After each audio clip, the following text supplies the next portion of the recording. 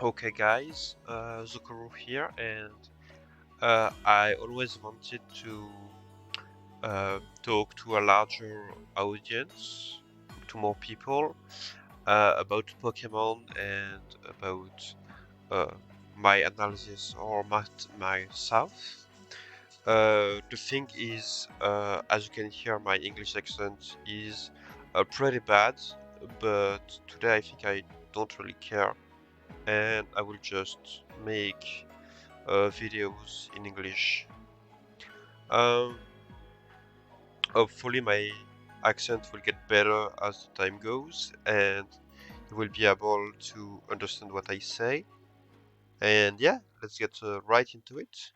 We have a game between Magmer and B for SPL, and I will be analyzing how the uncertainty of your sets can be used as an offensive tool with this game. So let's get right into it. We have Zapdos will go normal, not fast. That was a mistake, but we have Zapdos Salamence turn 1. So it's easy for Magmer to just click T-Bolt here. That's what's gonna be done. Okay, and no Swampert comes, and there will be a scout about what hidden power it is. Uh, Here, that was maybe not the best idea for a B to go Salamence, because Zapdos could click HP something onto a product or a scout, like a Jirachi or a Metagross coming, and if it was ice, you wouldn't be able to tell if it was grass or if it was ice. Um, well, you would assume it's grass because it was clicked in front of Swampert, but HP Ice could have been clicked here, just to make the Swampert switch and reveal more of the team. And sending Salamence into an HP Ice wasn't a good idea for obvious reasons. But okay, the second problem is that now that you send Salamence into Zapdos and revealed leftovers, this is 100% not a choice band set with Rock Slide. Which means Zapdos is really comfortable with staying, and the T-Bolt is pretty much free, so there is no reason not to T-Bolt again on the Swampert coming. We just switched out, and therefore we will have another T-Bolt going onto the Jirachi. There could have been T-Wave too here probably, or other stuff. Now what's interesting is that we know that it is a defensive Jirachi, given the amount of damage it took. Um, and so we are going to Tyranitar on the Toxic. There will be a Lumberry. And now the thing is, B has to be afraid of Dragon Dance Tyranitar with Earthquake. Because let's say you Toxic here and you take the Earthquake. Um, you cannot really wish. And if you protect, there could be a Dragon Dance on Protect, and Tyranitar could like be something weird like Earthquake Double Edge and do a good amount of damage to your team. And you need this Jirachi for Zapdos, it seems. So it's really hard to stay and do the Toxic here for Jirachi. And even if you do, you will take the Fire Blast that's clicked by the Tyranitar on the Skarmory.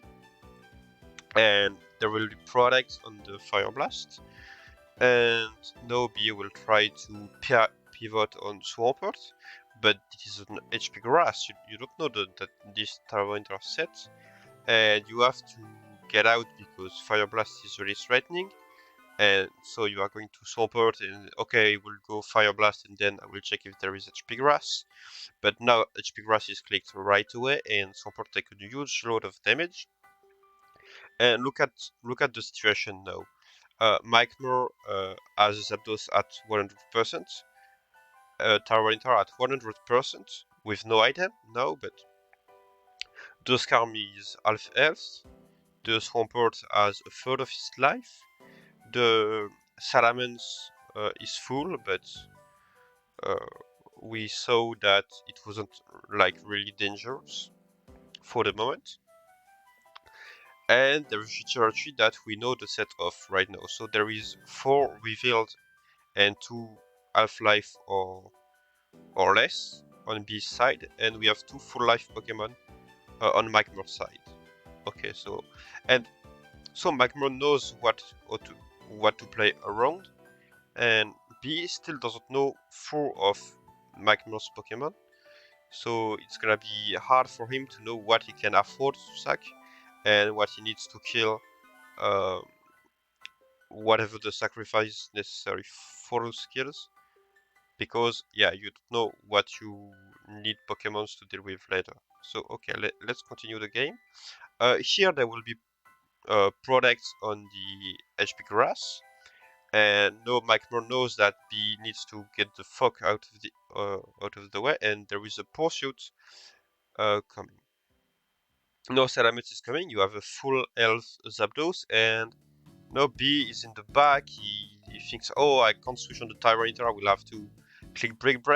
But yeah, there is Zapdos, and don't really come to the Zapdos either. You have a Jirachi, but this Zapdos could have T-Wave. We still don't know, which is pretty bad for Jirachi, and there could be a bit of stuff coming on it, on the Magmar sim. There shouldn't, because we saw Lumberry Tyranitar, but well, there are still some stuff like that can threaten a Jirachi really hard, so we'll see.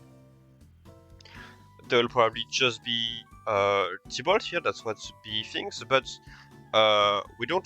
we saw a Tyranitar with HP Grass, so we think, well, yeah, maybe there is like a big physical attacker in the back, like Metagross or Aerodactyl, and so I want health on my Swampert for that, and I want to be able to pivot on the Jirachi without taking a T-Bolt, so Magmar does the read and say, nah, B, you are not healing your Swampert, so Swampert is dead. Jirachi comes in, and the switch-in will be Breloom, because we know that the Jirachi is slower than the Breloom, because we saw the damage on T-Bolts, and we saw Toxic, so now they will protect the Spore, and something is going to sleep.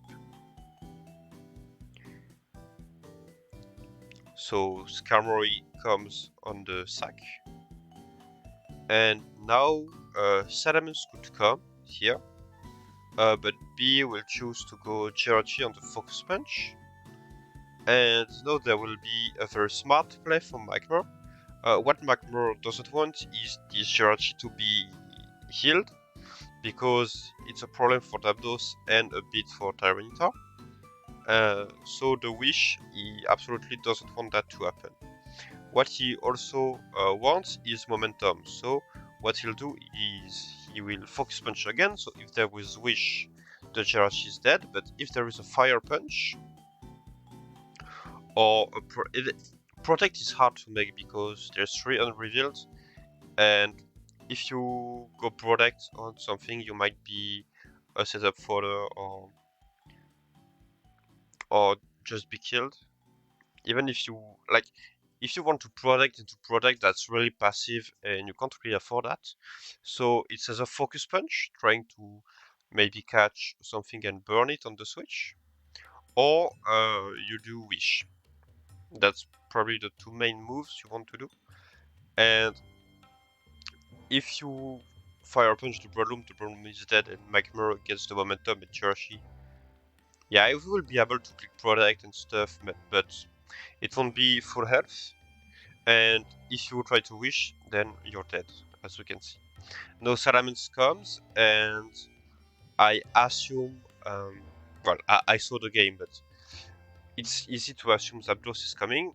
There is a break, so I don't know what there wasn't a Dragon Claw here, but it was break. And no, there will be a Flinch Rock Slide.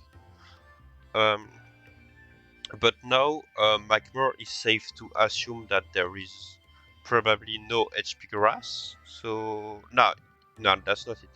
He's gonna go to Aerodactyl first because yeah, it's easy to like threaten the mains this way.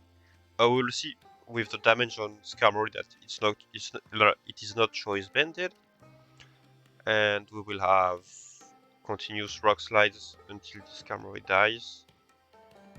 There was a miss, but didn't matter because Skarmory slept the whole way. Tyranitar comes in. There will be Earthquake on Pursuit. I'm not sure about this stay from Magmar's perspective.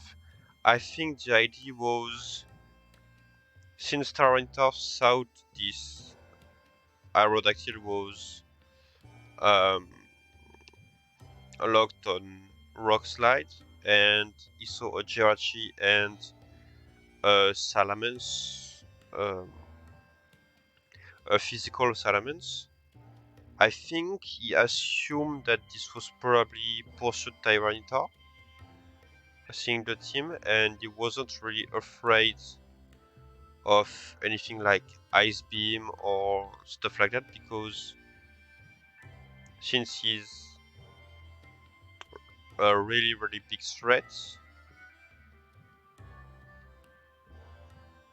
yeah, I'm not really sure. Maybe that was just a read of Tyranitar being pursued and he took the damage. I'm not really sure. Well, this is obviously from the fact that uh, well, the Tyranitar couldn't know that couldn't the Tyranitar knew that Aerodactyl wasn't blocked because he saw on the Skarmory that the damage were choice banded.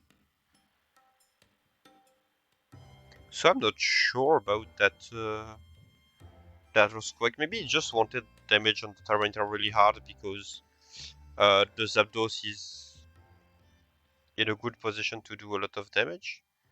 Have we seen the speed against Zapdos? Let me see, we probably saw. Um,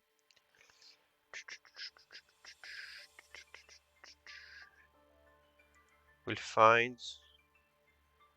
the Salamence is faster than the Zapdos. So I don't know exactly why he stayed. I mean, that's not a bad play. I kind of agree with the stay, but I have not like hard facts about why he stayed. Maybe there's just one of the last that, yes, Swampert, that's not really something that likes Tyranitar low on health. So maybe there is a last that we don't know that really appreciates it. There will be Gengar, but yeah, just like the Zapdos, come back with Aerodactyl and end the game. We won't know what the last is, but maybe it was just something that lagged the damage on Tyranitar.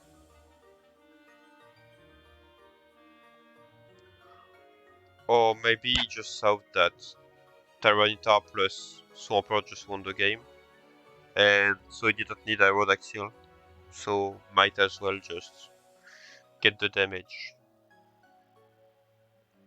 I am not sure exactly what was the reasoning, but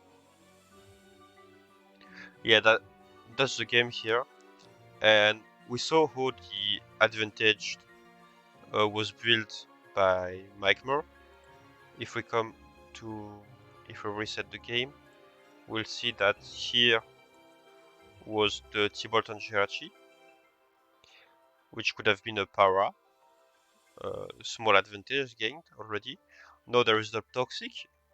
You kind of feign that maybe you can EQ the Jirachi and there can be a problem. Fire Blast, and like even if Jirachi stays and Toxics on the Fire Blast, it still takes a good chunk of damage, and you can go Breloom on like the product, click a Spore, and you get your offense this way, right? So this was well played from Backmer because whatever the play your opponent makes, you're fine. And yeah, there will be, yeah, I just explained the whole game, so I won't explain it back, but yeah, as you saw, that's the result we got. And I think that was very well played from Backmiller, and I wanted to point that out. I will try to point stuff that I think are good in this channel, and even though I might be a guy that can say can point out bad stuff, uh, I will try to point the good stuff more in this channel because I think we learn from good stuff that people makes more than bad stuff that people makes. Yeah, I think that makes sense. So anyway, I will see you probably another time this week for some SPL week 1 enlightenments or something like that. And yeah, have a good time. See ya.